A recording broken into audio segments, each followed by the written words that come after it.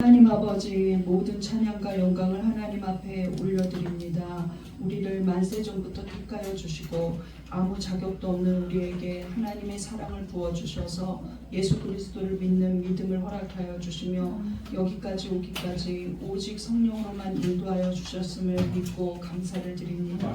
어떠한 마음이나 어떠한 사연으로 왔든지 간에 어쨌든 우리는 이 시간에 하나님의 자리에 모여 있습니다. 하나님, 힘들고 어렵고 낙심할 일이 있는 자에게 주께서 말씀을 통하여 위로하여 주시고 아프고 상한 심령을 주께서 치유하여 주시며 나는 실패했다고 낙심하여 있는 자가 회복되어지는 역사가 일어나게 하여 주시옵소서. 피곤치 않게 하시고 고단치 않게 하시고 주님이 이 말씀이 송이꿀보다 달다는 말씀이 무엇인지 우리가 체험하는 귀한 시간이 되게 하여 주시옵소서.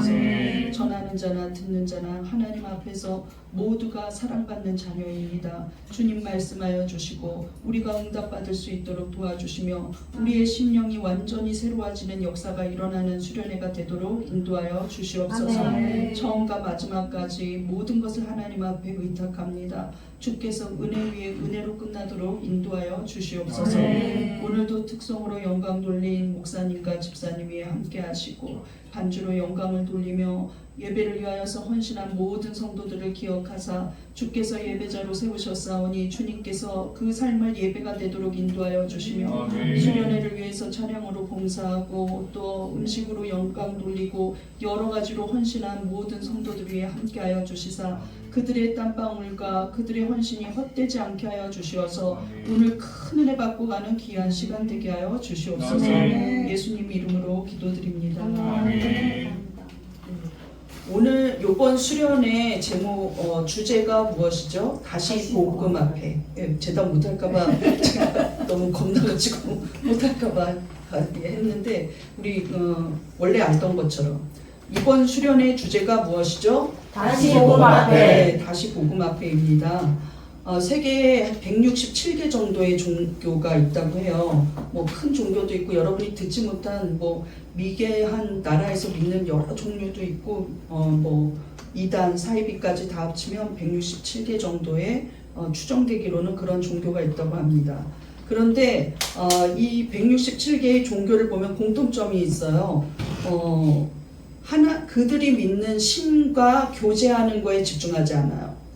그들이 만들어 놓은, 즉 신이 인간에게 그 요구하는 규례에 치중합니다. 이것을 지켜라, 저것을 지켜라, 저거를 해야 된다, 이걸 해야 된다, 무엇을 지켜라 하고 말해요. 근데 이거를 다 지키기는 사실상 불가능하거든요. 그런데도 믿는 거 보면 참 신기해요. 근데 그거를 지킬 뿐만 아니라 세계 5대 종교만 봐도 그 안에 다른 플러스 알파, 다른 조항이 있어요.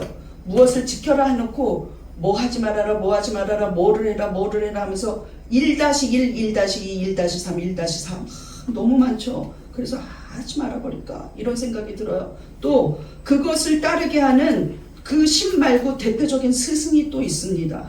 그래서 힌두교는 베다 전례라고 해서 그걸 지켜야 돼요. 힌두교는요.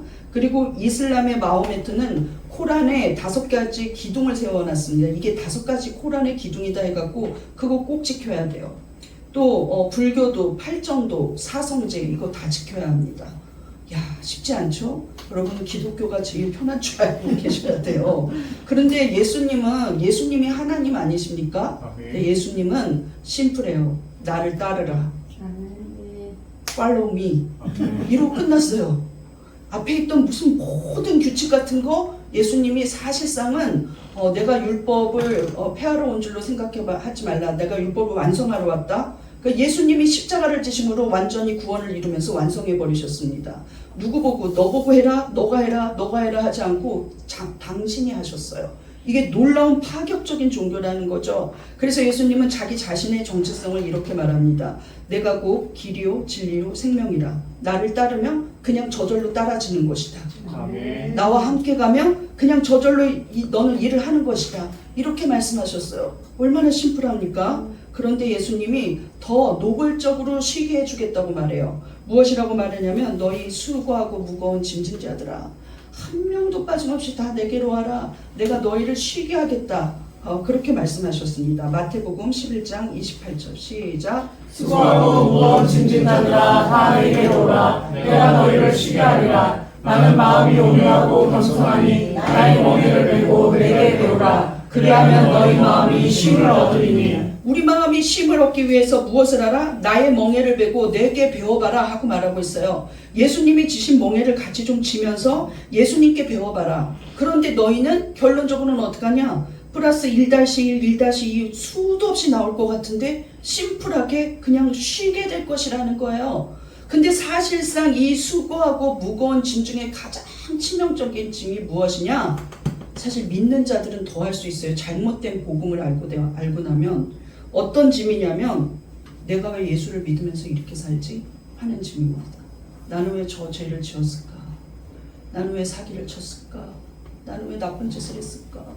나는 왜 비난받을 만한 행동을 했을까? 나는 어떡하지? 이게 가장 무거운 짐이라는 거예요. 그래서 수시로 몇몇 사람들이 저한테 물어봅니다. 정말 하나님을 믿어도 천국 갈 사람이 적다고 성경에 그렇게 나와 있는데 나 여태까지 넓은 길만 갔는데 천국 갈 수 있어요, 목사님? 이런 얘기들을 굉장히 많이 물어봐요. 심각하죠. 근데 예수님이 나의 멍에를 메고 내게 배우면 너는 쉴 수 있다고 말씀하셨다는 거예요.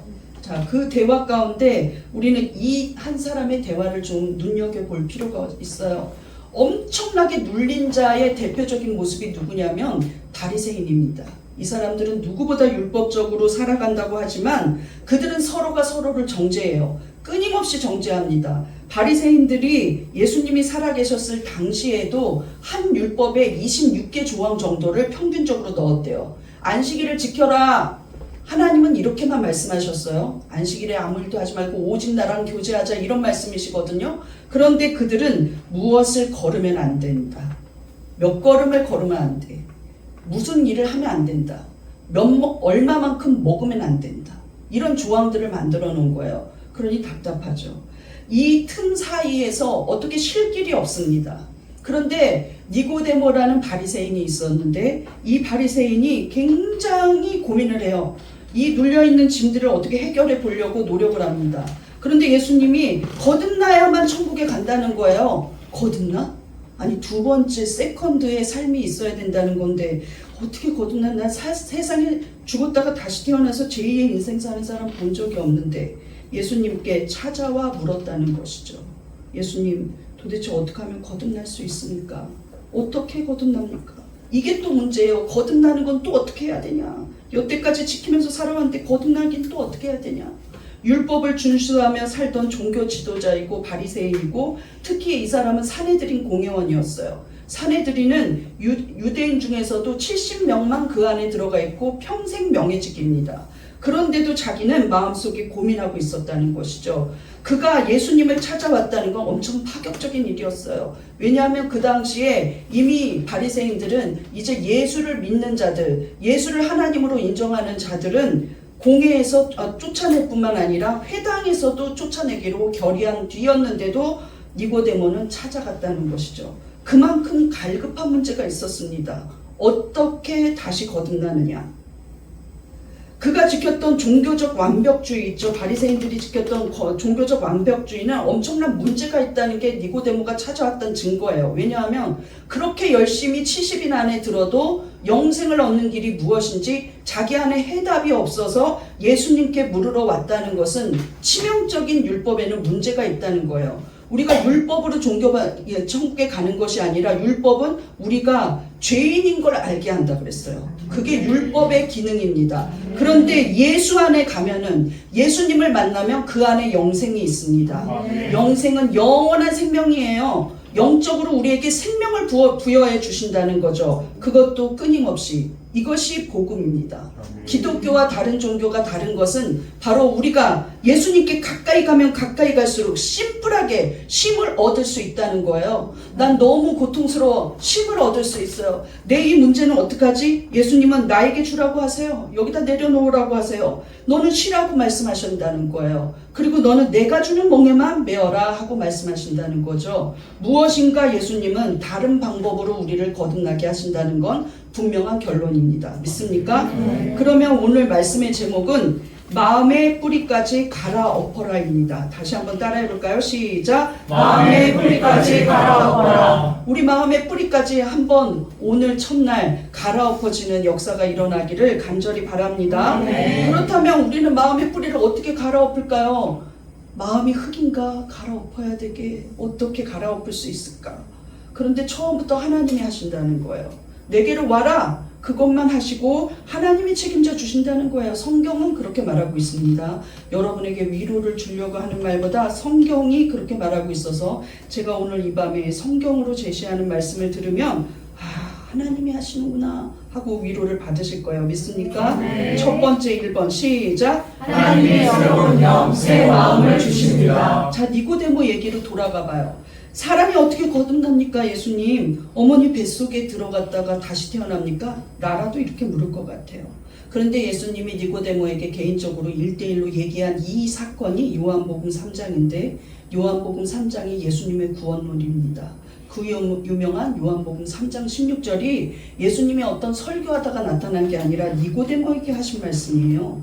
얼마나 귀중한 구원에 대해서 예수님이 니고데모 한 사람에게 심각하게 말씀하셨다는 것이죠. 그런데 2번이나 반복해서 하신 말씀이 있어요. 그 중요한 3장에서 어떤 말씀을 반복하시냐면 사람이 거듭나지 않는다면 너가 거듭나기 위해서 여기 왔는데 너무 중요하게 왔다. 잘 왔다는 거예요. 만약 네가 오지 않고 거듭나지 않았다면 하나님 나라는 들어갈 수 없다고 말하고 있어요. 예. 그런데 예수님이 거듭나는 것의 조건을 2가지를 말씀하십니다. 요한복음 3장 5절 시작. 예수께서 대답하시되 진실로 진실로 내게 이르노니 사람이 물과 성령으로 나지 아니하며 하나님의 나라에 들어갈 수 없느니라. 여러분 더우십니까? 더우면 말하세요. 더우면 손을 잠깐 올리세요. 그럼 내가 덥구나 할 테니까요. 그러면 김태준 집사님이 온도를 내리실 거예요. 예, 그럼 나 때문에 좋은 거군요. 더워서가 아니라. 자, 우리 잠깐 생각을 해봐요. 예수님이 사람이 물과 성령으로 거듭나지 아니하면 하나님 나라에 들어갈 수 없다. 물로 당장 샤워를 해야 되는 게 아니에요. 수백 년 전 에스겔 선지자에게 하나님이 예언하신 걸 인용하신 부분이거든요. 자, 유다가 완전히 망해가지고 바벨론의 포로로 있을 때 에스겔은 이 말씀을 부여받습니다. 오늘 강현웅 청년이 읽어준 말씀이에요. 그게 에스겔서였거든요. 이스라엘을 다시 회복시키겠다고 말씀하세요. 나는 반드시 이 이스라엘 민족을 회복시키겠다. 유다를 회복시켜주겠다. 그리고 새 마음과 새 영을 주시겠다고 말씀하셨습니다. 이것이 약속이에요. 나는 이 민족에게 약속한다. 너희를 반드시 영적으로 회복시키고 이 나라도 회복시킨다. 그리고 너희가 돌아갔을 때는 새 마음과 새 영이 부어져 있을 것이다 하고 말씀하셨다는 거예요. 그런데 그 깨끗해진 새 마음과 새 영은 어떤 것일까요? 오늘 본문 한번 25절 에스겔 36장 25절을 보겠습니다. 시작. 너희로 정결하게 하되 곧 너희 모든 더러운 것에서와 모든 우상 숭배에서 너희를 정결하게 할 것이며. 예, 너희를 정결하게 하되 2가지를 완전히 정결하게 하겠다는 거예요. 너희의 더러운 것. 우리의 더러운 죄악들. 내가 이렇게 죄를 많이 지었는데 아까 니고데모가 고민하고 수많은 성도들이 고민했던 것입니다. 이스라엘 사람들 고민했을 수 있어요. 너무 율법을 많이 알기 때문에. 하나님을 알아갈수록 내가 잘못한 것에 대해서 너무나 깊이 고민하게 된다는 것이죠. 때로는 자기 자신을 정죄하고 용서하지 못할 만한 죄라고 자기를 계속해서 비난할 수도 있어요. 그런데 하나님은 어떻게 하냐? 너희를 정결하게 하되 너희 모든 더러운 것에서 너희를 정결하게 하겠다고 말씀하셨어요.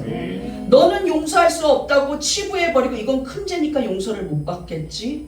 이건 너무 추잡해서 용서를 못 받겠지. 이런 짜잘한 것은 조금만 회개해도 받겠지. 이런 인본주의를 버리십시오. 예. 예수님은 우리를 위해서 십자가를 지실 때 몇 가지 항목 때문에 십자가 지신 게 아니에요. 예. 깨끗한 사람들만을 위해서 십자가 지신 게 아니라는 거예요. 그렇다면 우리 모두는 하나님 앞에 나갈 수가 없습니다. 모든 사람이 죄를 지었음에 하나님 앞에 영광에 이르지 못하는 건 다 똑같다는 거예요. 그런데 그들 속에 모든 더러운 것들, 이것을 하나님은 제거해 주겠다고, 정결하게 하겠다고 약속하셨습니다. 여러분 속에 아직도 죄악된 것들 있죠. 시기하고 질투하고 또 목사님들끼리 모여 있어도요, 어느 교회가 부흥됐다고 하니까 싫어하는 교회 목사님들도 봤어요. 그래서 내가 물었죠. 나 좀 이상하게 직선적인 데가 있거든요. 목사님은 참 이상한 분인 것 같아요. 왜요? 저 교회가 부흥된다는데 난 너무 기쁜데 목사님은 구원받는 영혼이 생기는 게 싫습니까? 우리 목회의 결론은 구원받는 영혼이 더 생기게 하기 위해서 우리가 쓰임받고 있는데 한 생명을 살리려면 너무 힘이 든데 목사님은 왜 안색이 안 좋습니까? 목사님, 시기 질투 일어나는 거 당연한 거야. 저 사람 나보다 늦게 믿었어. 내 후배고. 이거는 실화예요. 그래서 제가 그래, 당신하고는 내가 가는 길이 다른가 보다. 나는 내 옆에 있는 교회가 부흥되면 나는 초라해져도 너무 감사한데, 예, 너무 감사하거든요. 어느 목사님의 자녀가 잘 됐다 그러면 기분이 하루 종일 좋아요. 정말 잘 됐다. 누가 나았다 그러면 정말 잘 됐다. 너무 잘 됐어. 누가 또 아프다 그러면 어떻게 도와줄 수가 있지? 이렇게 생각하는데 이거는 성령의 마음이지 사람의 마음은 원래 되게 더럽구나 하는 생각을 해요. 그런데 두 번째는 우리에게 하나님이 뭐라 그러시냐면 너희가 섬기고 있는 그 우상을 제거해 주겠다고, 우상을 제거하고 정결하게 하겠다는 거예요. 두 마음을 품는 자들은 한 마음을 품게 하겠다는 것이죠. 세상과 하나님을 견주어 보면서 이 발도 걸치고 저 발도 걸치고 있는 자들에게 단호하게 그 한쪽 걸친 발을 없애고 하나님께로 돌이키게 하겠다는 거예요. 이것이 하나님이 에스겔 선지자에게 주었던 유대인을 향한 사랑과 회복의 약속입니다. 그런데 동시대를 살았던 활동했던 선지자가 하나 있어요. 예레미야 선지자입니다. 예레미야 선지자에게도 하나님은 하나님의 법을, 이제 하나님의 뜻과 하나님의 법을 너희의 마음속에 내가 새기겠다고 약속하셨어요. 예레미야 31장 33절입니다. 시작. 내가 나의 법을 그들의 속에 두며 그들의 마음에 기록하여 내가 그들의 악행을 사하고 다시는 그 죄를 기억하지 아니하리라. 더 강력히 말씀하시죠. 내가 그들의 악행을 용서해주고 다시는, 너 옛날에 김가리 너 한번 좀 20년 전 얘기해봐? 40년 전 얘기해봐? 너 어렸을 때 얘기해봐? 너 젊었을 때 얘기해봐? 너 기도 많이 하지 못했을 때 얘기해봐? 기도 은혜 받고 나서도 뺀질뺀질 거릴 때 얘기해봐? 내 말 안 들었을 때 얘기해봐? 할 말이 많아요, 하나님은 저한테. 그런데 기억하지 않겠다. 이거는 정말 이런 방구도 과거로 돌아가지 않겠다는 거예요. 너무 놀라운 일이죠. 여러분, 지우개가 있으면 싹 그날의 어떤 사건들을 지워버리고 싶은 일들이 있을 거예요. 정말로 내가 다시 그날로 돌아갈 수 있다면 다시는 만나고 싶지 않은 사람들이 있을 거예요. 정말로 그날로 돌아갈 수 있다면 다시는 그 범죄의 현장에서 나도 같이 죄 짓지 않겠다고 결단하는 문제들이 있을 겁니다. 그런데 하나님은 절대로 그것을 기억하지 않겠다고. 왜? 용서해줬으니까. 그들의 악행을 사했으니까 난 기억하지 않겠다는 거예요. 그런데 이게 누가 부모가 기억하지 않겠다는 것이 아니라 만군의 우주의 창조주이고 우리의 재판장 되시는 하나님이 기억하지 않겠다는 건 심판받을 일이 없다는 약속입니다. 다시는 그 죄로 인하여서 우리는 심판받을 일이 없다는 거예요. 죄인의 몸으로 하나님을 만나지 않을 것이라는 약속이죠. 애초에 무죄 판결이에요. 믿습니까? 어떠한 죄인이라도 우리 마음속에 하나님의 법을 받아들이면 무죄 판결이라는 거예요. 자, 수백 년 후에 예수님이 오셨죠. 예수님이 오시고 나서 자기의 이름을 애초에 예수라고 부릅니다. 그것이 예수님이 이 땅에 오신 목적이에요. 예수라는 이름, 우리가 늘 부르고 있는 그 이름, 그 이름에 예수님 오신 목적이 있다는 거예요. 천사가 말해주는 부분을 보겠습니다. 마태복음 1장 21절 시작. 아들을 낳으니 이름을 예수라 하나 이는 그가 자기 백성을 그들의 죄에서 구원할 자이심이라. 빨간 글씨 읽어보세요. 시작. 죄에서 구원. 죄에서 구원할 자가 바로 예수입니다. 예수라는 뜻을 사전적 의미로 보면 구세주. 그게 예수예요. 예수님 자체가 우리를 구원한다 그런 뜻을 담고 있다는 거예요. 예. 그러므로 그 예수의 이름만 돼도 마귀들은 벌벌 떠는 것이죠. 마귀들은 언제나 우리를 참수할 준비를 하고 있습니다. 저 김가리 너 강단에 쓸만한 사람 되니? 너 사람들한테 회개하라고 외치 너나 잘해. 이렇게 말한다는 거예요. 그런데 그런 것으로 우리가 사명을 버릴 수는 없다는 것이죠. 누구나 연약한 채로 하나님을 의지하면서 복음 전하는 겁니다. 내가 온전히 100% 완전 무결할 때까지, 나는 내 스스로가 완전히 정당해질 때까지 복음은 잠시 미뤄두고 내가 먼저 정결해지겠다고 하면 죽는 그날까지 정결해지지 못해요. 날마다 죄 속에서 우리는 반복적인 죄를 짓습니다. 그럼에도 불구하고 하나님은 계속해서 우리를 성화시켜 가는 거예요. 아, 이 A라는 죄를 지었더니 하나님의 영광이 나타나지 않는구나. 반복해서 하다 보니까 아, 이것은 내가 싫어하게 된다는 것이죠. 그것은 무엇이냐? 하나님의 마음이 우리 속에 부어졌어요. 옛날에 좋아하던 게 나는 싫어요. 그런 식으로 담배도 끊고 술도 끊고 마약도 끊고 거짓말도 끊고 우상숭배도 끊습니다. 그런데 그 주관자가 누구시냐면 하나님이시라는 거죠. 아멘. 왜? 하나님이 하나님의 법을 내 속에 두고 하나님의 마음을 내 안에 기록하셨습니다. 나는 그것이 싫다 하고 기록하셨다는 거예요. 그래서 내 안에 모든 인본주의를 제거하고 버리게 하신다는 것이죠.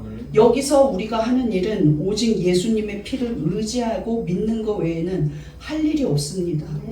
오늘도 예수님의 피를 의지해서 그 죄에서 사함을 받습니다. 내일도 모레도 죽을 때까지도 우리는 염치 없는 짓을 할 거예요. 그러나 날마다 조금씩 하나님의 형상이 드러나고 하나님을 닮아간다는 것이죠. 그런데 우리 하나님은 꿈이 너무 커요. 어떠한 꿈을 갖고 왔냐면 완전히 새 사람이 되라. 완전히 통째로 바꿔라. 이렇게 말한다는 거예요. 조금씩 바뀌어지는 게 아니라 그건 너의 의지와 너의 도덕심으로 하는 건데, 내가 볼 때 너희는 완전히 변화되고 완전히 새 사람이 된다는 거예요. 그래서 바울은 뭐라 그랬냐면 이전 것은 지나갔으니 보라 새 것이 되었도다. 완전히 뉴맨이 된 거예요. 나 완전 새로운 사람이 되었어요. 그게 거듭난 겁니다. 이전에 나는 없고 지금의 나만 있다는 거예요. 디도서 3장 4절을 보겠습니다. 시작. 그러나 우리 구주 하나님의 자비와 인간에 대한 사랑이 나타날 때에 하나님께서는 우리가 행한 의로운 행위 때문이 아니라 그의 자비하심을 따라 우리를 구원하셨습니다. 하나님은 성령으로 우리를 새 사람으로 거듭나게 하시고 새롭게 하셔서 우리를 깨끗하게 씻어주셨습니다. 우리를 새 사람으로 거듭나게 하시고 새롭게 하셨다. 완전히 새로워졌다, 새 사람 됐다, 새롭게 했다. 그런데 우리 의지로, 우리 도덕심으로, 우리 선함으로가 아니라 성령으로. 그런데 이게 주어가 누구냐면 하나님이 성령을 부으셔서 우리를 새롭게 하셨다는 거예요. 믿습니까? 그러므로 성령만 받으면 새로워진다는 거예요. 내가 이전에 월요일까지도 되게 좋아했던 일들이 성령을 화요일날 받고 나니까 완전히 달라지더라는 것이죠. 바울이 천천히 변화되지 않았습니다. 바울은 다메섹 도상을 가는 도중에 사울아 너는 어째서 나를 이렇게 핍박하느냐? 주여 누구십니까? 하고 물어봤을 때 나는 네가 핍박하고 있는 예수다 하는 말에 한 번에 변화되었습니다. 단숨에 한 번에 변화될 수 있다는 것이죠. 성경이 전하는 메시지는 완전히 정확해요. 오직 예수 그리스도를 통하여서 우리가 새롭게 될 수 있고 성령이 우리를 새롭게 하시는데 성령마저도 하나님이 새로운 영을 부어주시려고 우리에게 주셨다. 이게 심플한 겁니다. 뭘 더 1-2, 1-3 할 수가 없어요. 하나님은 이사야에게 말씀하셨죠. 내가 너희를 회복한다고. 그런데 나한테 오라는 거예요. 예. 나한테 오면 무슨 일이 일어날까요? 이사야 1장 18절 시작. 여호와께서 말씀하시되 오라 우리가 서로 변론하자. 너희의 죄가 주홍 같을지라도 눈과 같이 되어질 것이요 진홍같이 붉을지라도 양털같이 희게 되리라. 여러분 오라 너와 내가 1대1로 만나서 좀 변론해보자 하고 말하고 있어요. 그런데 이 변론하다 히브리어 원어 약하으는 법정 용어예요. 법정 용어로 무슨 뜻이냐면 공식적으로 옳고 그름이 누구인지 밝히고 해결한다는 뜻이에요. 그런데 하나님은 다시 한번 이렇게 말씀하시는 거죠. 나에게 와서 너의 죄에 대해서 너는 나한테 말해. 그럼 내가 공식적으로 너는 무죄라고 판단해 줄게. 재판이 끝났다. 그리고 다시는 네가 법정에 설 일이 없을 것이다 하고 말씀하신다는 거예요. 해결이 되어버렸습니다. 날마다 법원에 가서 진술하는 게 아니라 우리 스스로가 그냥 법원을 찾아서 진술하는 거예요. 어리석게. 근데 그것은 복음이 아닙니다. 세상의 타 종교들은 그냥 탑을 100번 돌면서 진술하세요. 예, 그래도 사실은 죄사함 못 받아요. 절을 3000번 해보세요. 그래도 진술을 못 받아요. 예, 종교개혁이 일어나기 전에 루터는 무릎으로 계단을 올라가면서 이 짓을 왜 하나?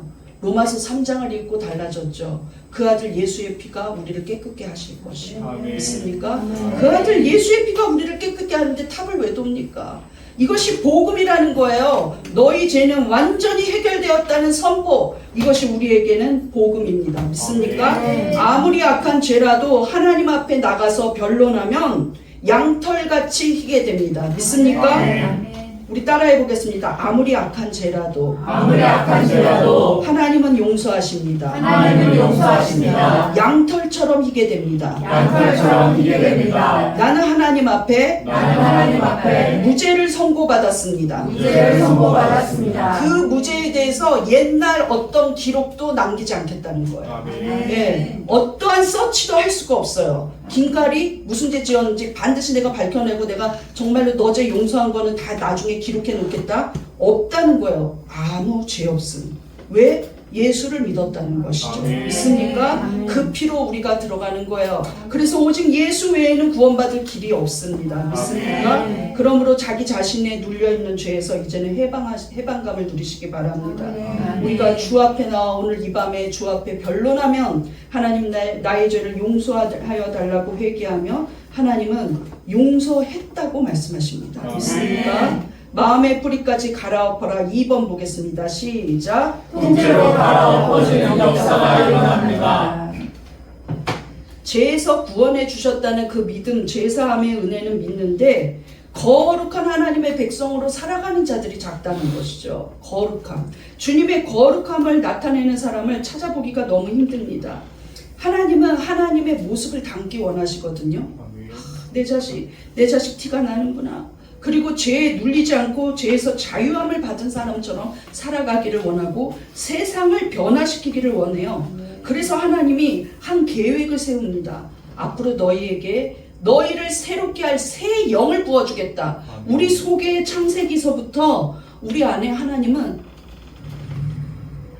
하나님의 숨을 넣어주셨어요. 흙덩어리 인간이 어떻게 되었냐면 얼마 전에 우리 재영이가 엄마 정말 흙이 아니지? 하고 웃는데 흙이야. 내가 이렇게 말했더니 너무 눈을 동그랗게 뜨면서 레알 진짜 흙이야 이렇게 말하더라고요. 근데 우리는 흙이라서 흙으로 돌아갑니다. 우리 육신은 흙이에요. 모든 생물은 흙이에요, 여러분. 예, 나무도 썩으면 나중에 결국엔 흙이 되고요. 다 흙이 됩니다. 그런데 우리가 다른 이유는요. 옆집에 개랑 다르고요. 저기 귀여운 동물하고 다른 이유는 우리 속에는 하나님의 영을 부어주셨다는 거예요. 네, 흙에다가 영을 부어주셨더니 사람이 생명이 된지라. 살아있는 영적 존재가 되었어요. 그런데 타락했죠. 타락하고 말았습니다. 선악과를 따먹고 나서 죄 짓고 범죄하고 하나님 앞에 불평하고 원망하고 온갖 우상 숭배 다 하면서 음란과 죄악 속에서 우리는 타락하는 길을 걸어왔어요. 우리의 후손도 타락하겠죠. 그런데 하나님은 한 다른 방법을 여셨다는 것이죠. 그것이 바로 성령입니다. 내가 보내는 예수 그리스도를 통해서 구원을 받고 제사함 받은 것처럼 내가 보내는 하나님의 영, 성령을 받고 새로 하셔라는 거예요. 그 성령이 우리에게 오시면 우리의 마음속에서 굳어진 마음을 제거하고 새로운 영을 주시겠다고 약속하셨습니다. 그것이 오늘 에스겔이 받았던 예언이었어요. 에스겔 36장 26절 시작. 또 새 영을 너희 속에 두어 너희 육신에서 굳은 마음을 제거하고 부드러운 마음을 줄 것이며 또 내 영을 너희 속에 두어 너희로 내 율례를 행하게 하며 내 규례를 지켜 행하게 하리라.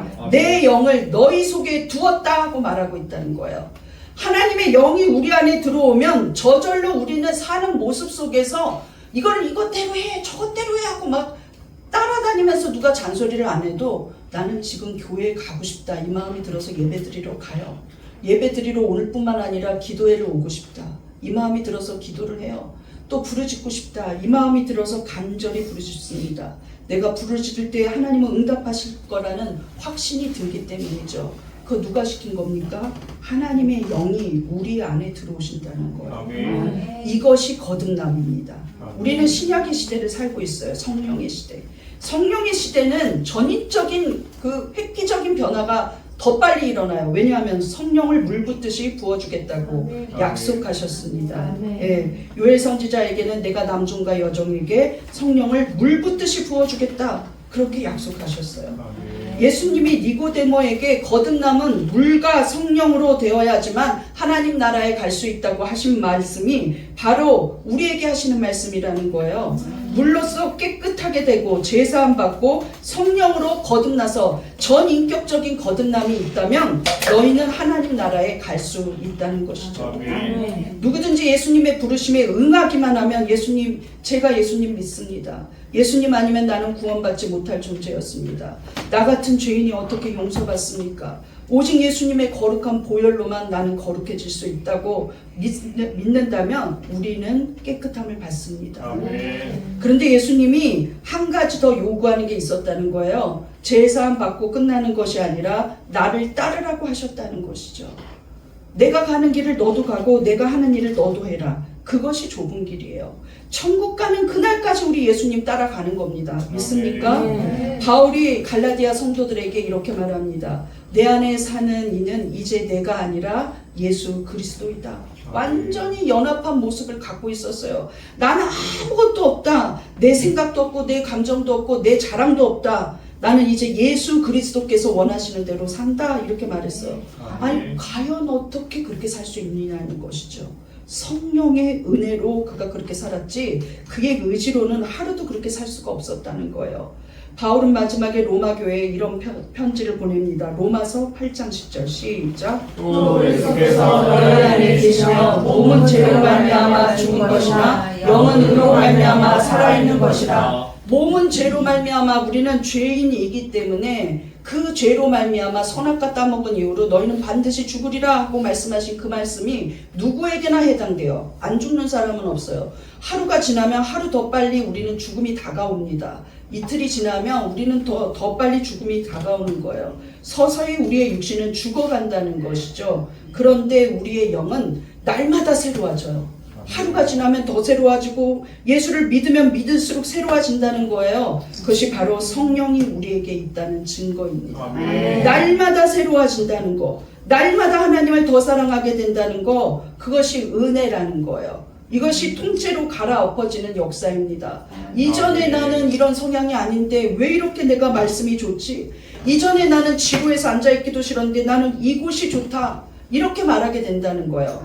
로마서 8장 11절 보시겠습니다. 시작. 예수를 죽은 자 가운데서 살리신 이의 영이 너희 안에 거하시며 그리스도 예수를 죽은 자 가운데서 살리시니까 너희 안에 거하시는 그의 영으로 말미암아 너희 죽을 몸도 살리시리라.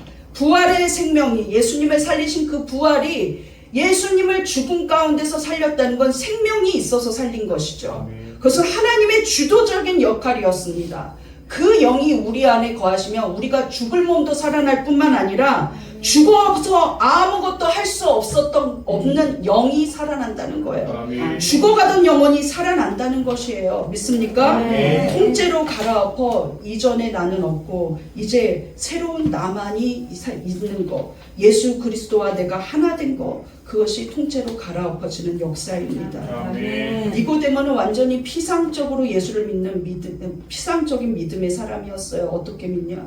뭘 절기를 지켜야지. 겉으로 보이는 것만 중요한 거예요. 형식적으로는 것만 중요합니다. 율법만 중요해요. 그런데 그 내면에는 생명이 없으니까 하나님 예수님께 물었죠. 어떻게 해야 거듭나야 합니까? 과연 그 말을 물었을 때 니고데모가 거듭나서 왔을까요? 거듭 안 났을까요? 거듭나지 않았죠. 왜냐하면 자기가 거듭난 사람은 자기가 거듭났다고 알고 있습니다. 예. 근데 그 안에는 생명이 없었다는 거예요. 그런데 예수님을 만나서 거듭남의 얘기를 들으면서 영이 완전히 새로워졌어요. 그 잠깐의 대화, 그 대화로 인하여서 니고데모는 완전히 새로운 사람이 되어서 요한복음에 의하면 니고데모가 변화되는 과정이 보여요. 처음에 와서는 바보 같은 질문을 하죠. 바리새인인데도. 사람이 엄마 뱃속에 들어갔다가 다시 태어날 수 있습니까?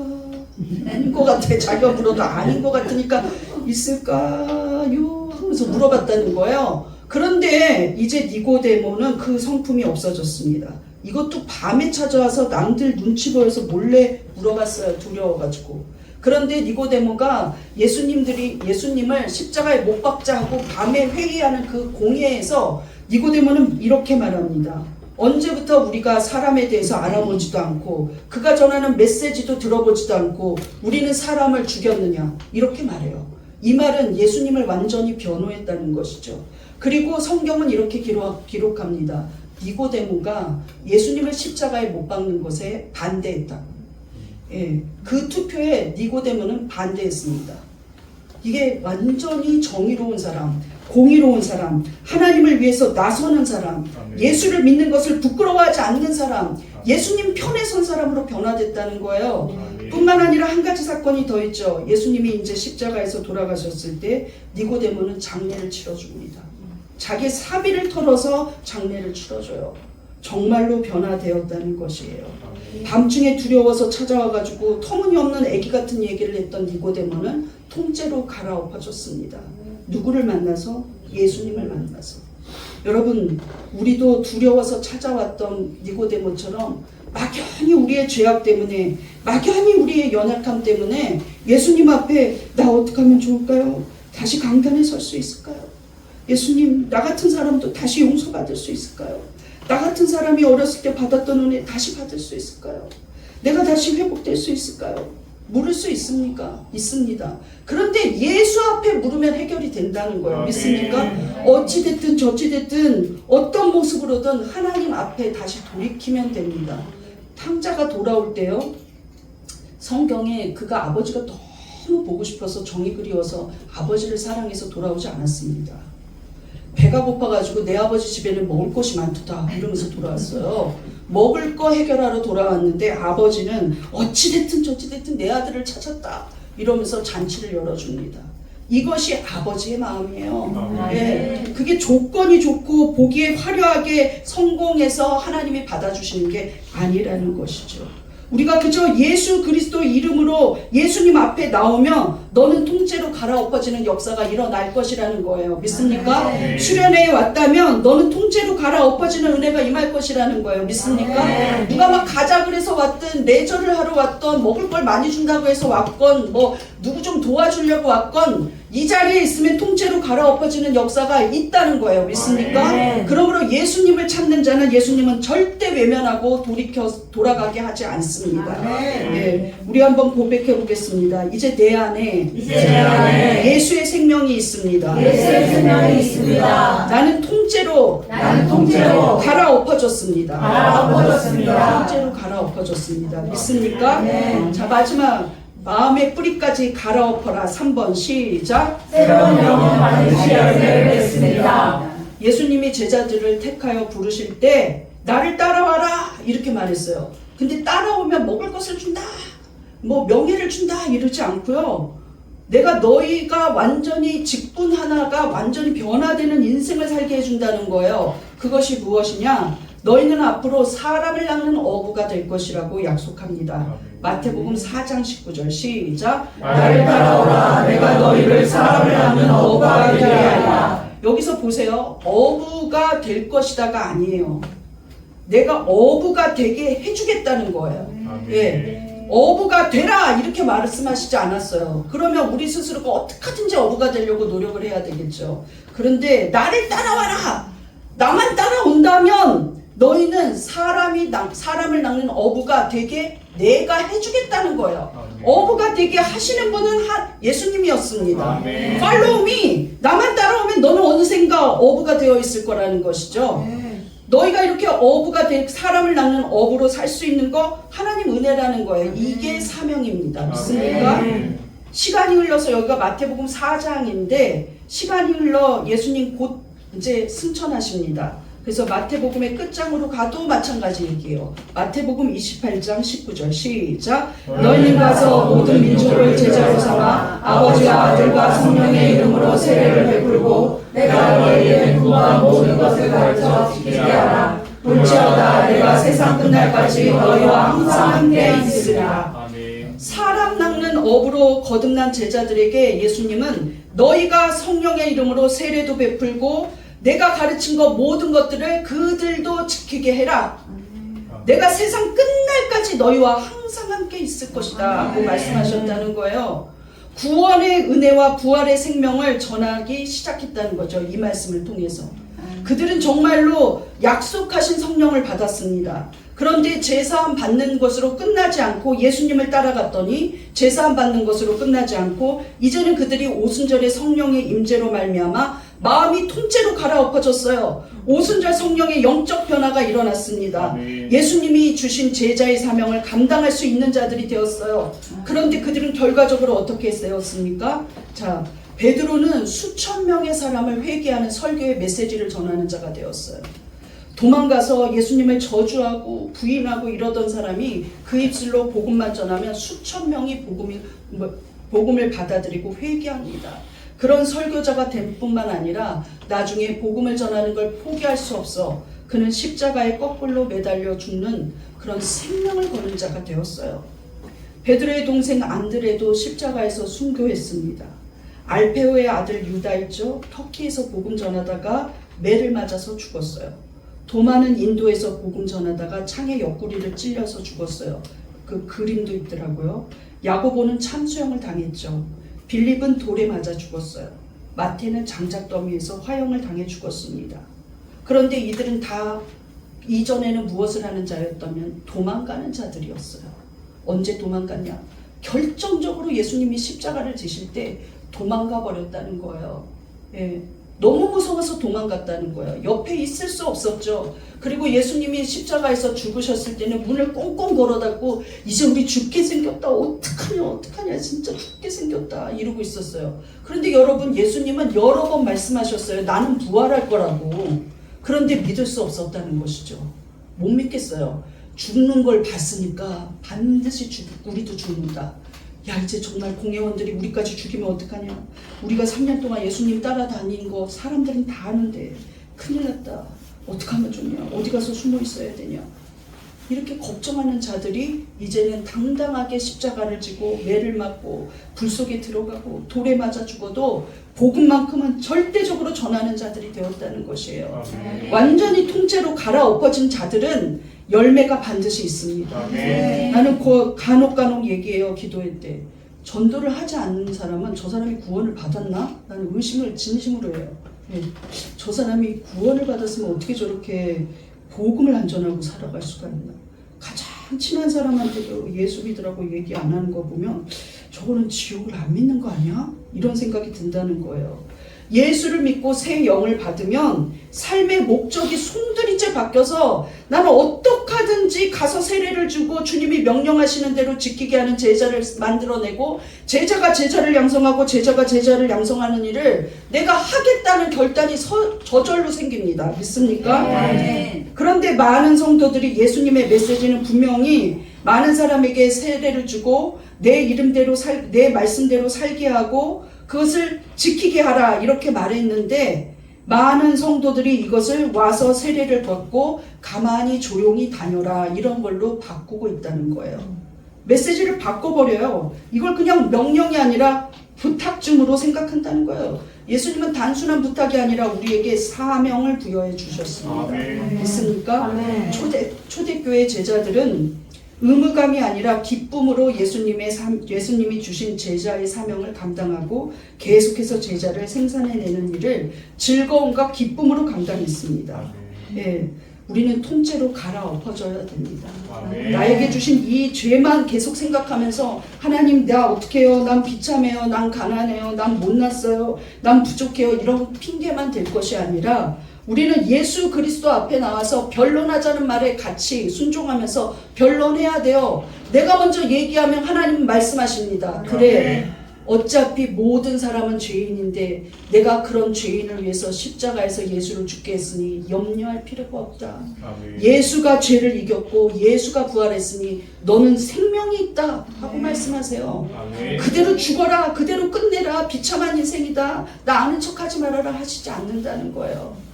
그렇다면 우리가 이 모든 은혜를 받았다면 우리도 통째로 갈아엎어진 채로 열매를 맺어야 합니다. 맞습니까?